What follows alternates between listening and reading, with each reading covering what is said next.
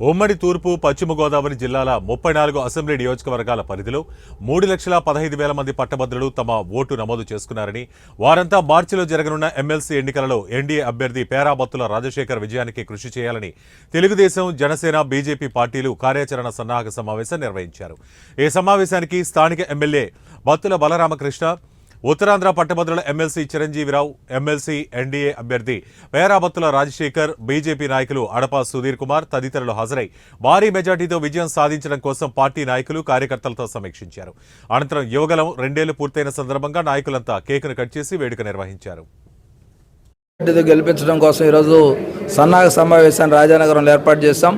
పెద్దల పేరాబత్తుల రాజశేఖర్ గారిని ప్రత్యేకంగా అభినందిస్తూ చంద్రబాబు నాయుడు గారి మన్ననలు పొందిన వ్యక్తిగా, అదేవిధంగా ఉద్యోగ, ఉపాధి, విద్య ఈ మూడింటికి సంబంధించి ప్రత్యేకమైన శ్రద్ధ తీసుకునే విధంగా తూర్పు పశ్చిమ గోదావరి జిల్లాలకి ప్రాధాన్యత ఇచ్చే విధంగా కూడా ఈ ప్రభుత్వం వాళ్ళలో కృషి చేయడం జరుగుతుంది కనుక రాజశేఖర్ గారిని గెలిపించాల్సిందిగా కోరుతా ఉన్నాం.